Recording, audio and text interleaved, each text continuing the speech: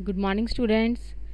जैसा कि आपने लास्ट वीडियो में बेटा पढ़ा था, डाटा शीट व्यू में हमने डाटा को एंटर करना सीखा था और आज की वीडियो में हम उसका दूसरा व्यू स्टार्ट करने जा रहे हैं, डिज़ाइन व्यू। एमएसएसएस में 2 टाइप से आपका जो व्यूज़ है हम टेबल्स को क्रिएट कर सकते हैं, डाटा शीट व्यू और डिज़ाइन व्यू। जो डाटा शीट था वो तो बाय डिफ़ॉल्ट आता था और अगर हमने डिज़ाइन व्यू में करना है तो हमें उसे सिलेक्ट करना पड़ता होता है। जब हम डाटा टेबल क्रिएट करते हैं तो उसमें ऑप्शन आती है भी आपको टेबल कौन से व्यू में क्रिएट करना है। तो अब हमने डाटा शीट प्रीवियस वीडियो में कर लिया था और उसका आई होप आपने होमवर्क भी कर लिया होगा जो भी मैंने दिया था उसका। नेक्स्ट हम करते हैं creating a table in design view. Design view में टेबल्स कैसे क्रिएट करते हैं। द डाटा शीट व्यू जो हमने पहले किया था, पहले उसके बारे में ये बता रहा है। The data sheet view automatically assigns the data type for a column based on the typed entries. कहते डाटा शीट और डिज़ाइन व्यू में फ़र्क क्या है। डाटा शीट व्यू क्या होता था बेटा, ऑटोमेटिकली जो डाटा टाइप थी वो असाइन कर देता था। हमने लास्ट वीडियो में डाटा टाइप्स भी पढ़ी थी जिसमें आपने text, memo, yes no, lookup wizard ये सारे पढ़े थे, है ना। तो मतलब हम अपनी मर्जी से टाइप बता सकते हैं भी हमने डाटा किस तरह का एंटर करना है, पर डाटा शीट व्यू में ये ऑप्शन हमारे पास अवेलेबल नहीं होती डाटा टाइप की। वो ऑटोमेटिकली असाइन कर देता है डाटा टाइप को जो भी कॉलम में हम जिस तरह का डाटा ले रहे हैं। तो यहाँ पे क्या पढ़ेंगे हम, you can create a table with your on declaration of data types using the design view. Design view को यूज़ करके हम अपनी तरफ से डाटा टाइप्स की डिक्लेरेशन को दे सकते हैं। जैसे कि देखो आपके पास ये टास्क है, आपने ये फील्ड्स देनी है और उसकी ये डाटा टाइप्स देनी है आपको टेबल में। ये हमें टास्क दी गई है, हम इसको क्रिएट कैसे करेंगे डिज़ाइन व्यू में। देखो ये वैसे तो सारा जो बेटा है ये प्रैक्टिकल वे में है, अगर आपको समझ आता है तो आप अगर साथ में प्रैक्टिकल कर सकते हो तो दी बेस्ट है। अदरवाइज जब भी स्कूल में आएंगे तो आपको इसका प्रैक्टिकल करवाएंगे तो आपको ज़्यादा समझ में आएगी इस चीज़ की। तो कहते हैं डिज़ाइन व्यू में टेबल क्रिएट करने का हमें सबसे पहला स्टेप कौन सा लेना है बेटा, सबसे पहले आपके जो ऊपर टैब्स आते हैं उसके ऊपर आपको क्रिएट के ऊपर क्लिक करना है।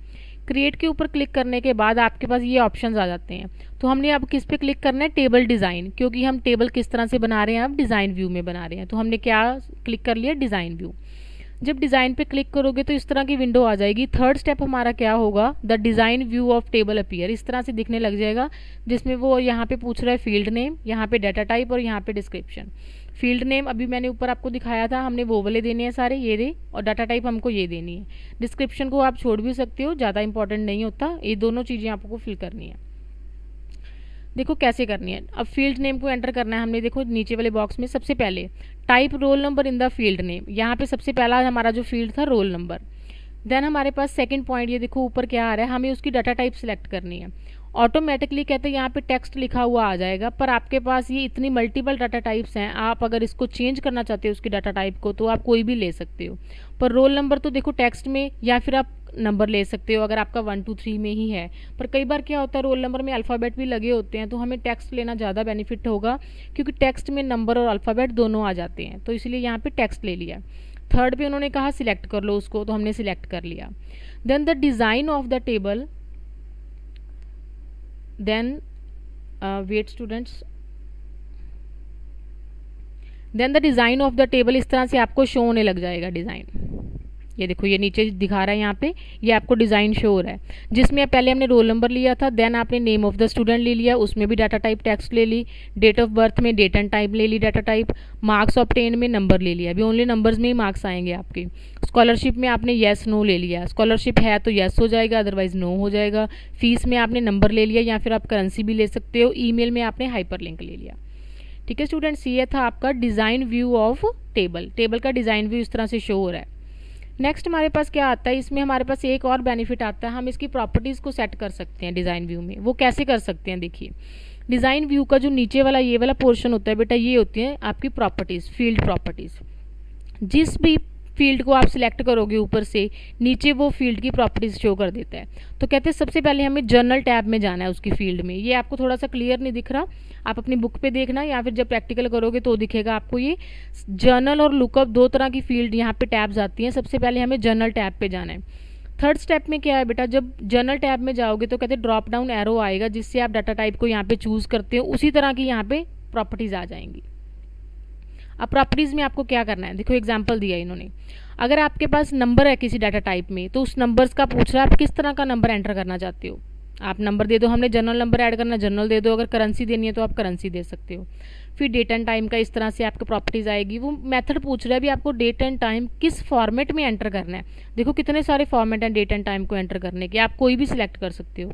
येस नो के लिए आपके पास दो फॉर्मेट होते हैं, या तो येस नो में आंसर ले लीजिए या ऑन ऑफ में आंसर ले लीजिए। तो ये आपके ऊपर डिपेंड करता है आप किस तरह की प्रॉपर्टी किस डाटा टाइप के लिए सिलेक्ट करते हो। ओके स्टूडेंट, आई होप यहाँ तक आपको अभी समझ में आ गया होगा। नेक्स्ट हमारे पास देखो यहाँ पे क्या है, उसको बाद सारी प्रॉपर्टी सेट करने के बाद आप उस टेबल को सेव कर दोगे फी नेम से। किस नेम से? फी नेम से आप उसको सिलेक्ट कर दोगे। नेक्स्ट आता है बेटा entering data in a table. डाटे को टेबल में एंटर करना कैसे करोगे? To enter data in the table, ये फॉलोइंग स्टेप्स देखिए। यहाँ पे सबसे पहले बेटा ऊपर वाली टैब्स में आपके पास डिज़ाइन टैब आएगी। सबसे पहले हमने क्रिएट टैब ली थी डाटा क्रिएट करने के लिए टेबल, अब आपके पास आती है डिज़ाइन टैब। डिज़ाइन टैब पे क्लिक करने के बाद सेकंड स्टेप में आपने व्यू में जाना है। व्यू में जाने के बाद सबसे पहले कौन सा व्यू लेना है आपने? डाटा शीट व्यू, क्योंकि अभी हम डाटा शीट व्यू के बारे में पढ़ रहे थे, डाटा एंटर करना। डाटा शीट व्यू में देखो इस तरह से रोल नंबर वगैरह ये सारी हमने ऊपर बना ली थी, और ये आपका इस तरह से आपको डाटा एंटर करने के लिए व्यू आ जाएगा। इस व्यू में इस तरह से आपको डाटा एंटर करना है। एंटर करने के लिए roll number, name of the student सब बारी बारी आप फिल करते जाइए। जैसे पहले Sudhanshu, then date of birth, marks आगे, स्कॉलरशिप के लिए बॉक्स आ जाएंगे। अगर स्कॉलरशिप है तो आप टिक लगा दीजिए, मतलब इसको क्लिक करिए, अदरवाइज इसको खाली छोड़ दीजिए।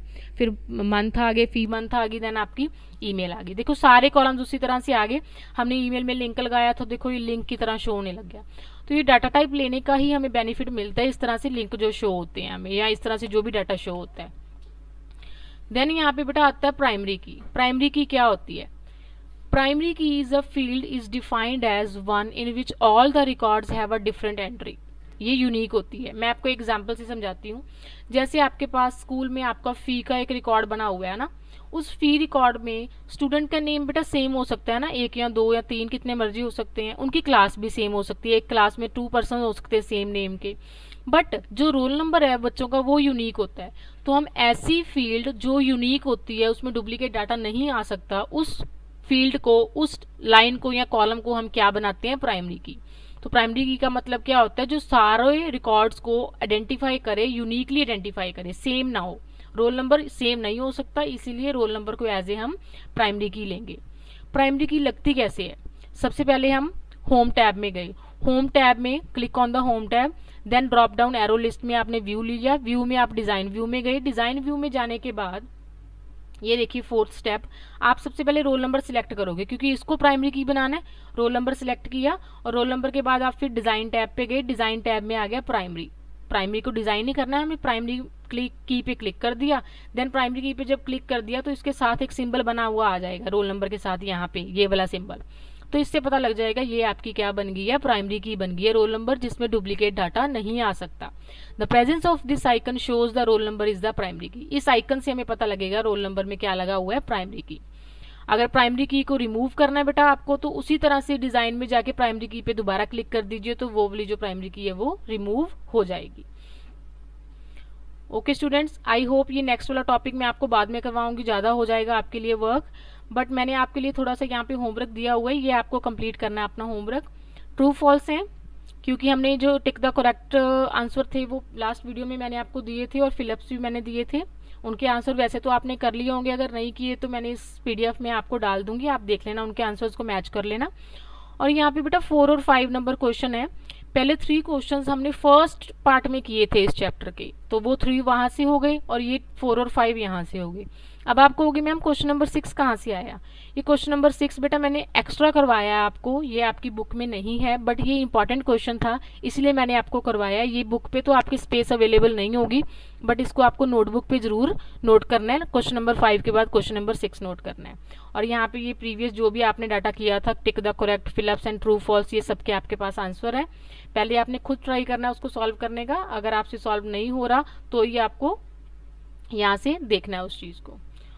ओके स्टूडेंट्स, आई होप आपको समझ में आया होगा। जो भी आपको क्वेरी होती है बेटा, आप वीडियो के नीचे कमेंट बॉक्स होता है, कमेंट बॉक्स में क्वेरी करा करो, ताकि मैं उसका आंसर दे सकूं और आपको जो भी कंफ्यूजन है वो दूर हो सके। और जो रिवीजन वर्कशीट की बात आती है बेटा, मैंने लेसन नंबर 1 की कोई वर्कशीट अभी नहीं दी है आपको। लेसन नंबर 2 कंप्लीट होने पे आपको कंबाइंड रिवीजन वर्कशीट मिलेगी, जिसको आप कंप्लीट करोगे। ओके स्टूडेंट्स, लेसन नंबर 1 के बाद लेसन नंबर 2 ही आपको स्टार्ट करना है। Okay students, thank you, bye bye.